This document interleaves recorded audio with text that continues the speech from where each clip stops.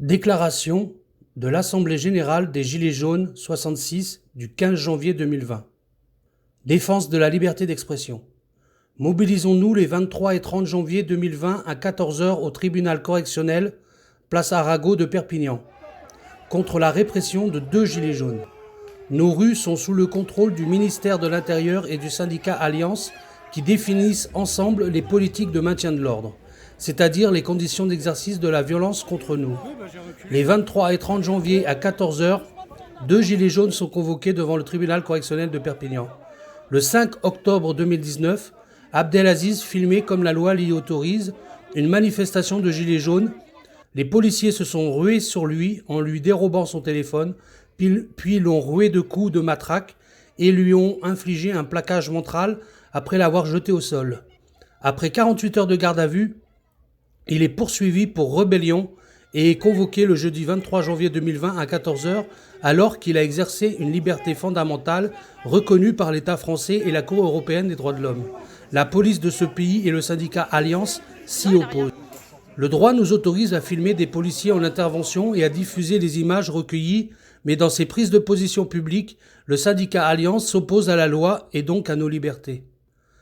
Le 10 décembre 2019, Nasser prend la parole au cours d'une assemblée populaire se tenant en centre-ville à la suite d'une manifestation.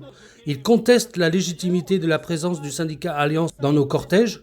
Les syndicalistes de la police ne sont pas nos camarades. Ils n'ont rien à faire parmi nous. Les policiers, à la demande du directeur départemental de la sécurité publique et du délégué départemental d'Alliance 66, se sont jetés sur lui.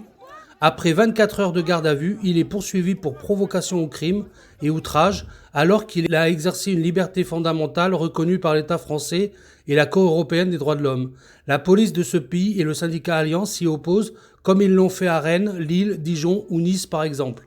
Depuis des années, le syndicat Alliance s'oppose à la loi française en dénonçant l'obligation du port du RIO, en soutenant résolument l'utilisation d'armes de guerre contre la population et sur le terrain en entravant la liberté d'expression.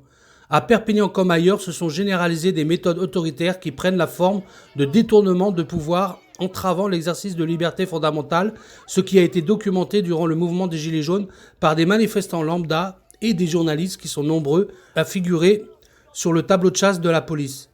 Et la répression de la liberté d'expression s'exerce au-delà des Gilets jaunes, ce que nous démontrent les vidéos prises par un motard dont la BAC 75 détruit la caméra GoPro et celle de l'assassinat de Cédric Chouviat, filmant l'intervention policière, ce qui lui sera fatal. La police et le syndicat Alliance entendent faire des juges des auxiliaires de police. Défendons-nous face aux attaques de la police et de son syndicat le plus antidémocratique.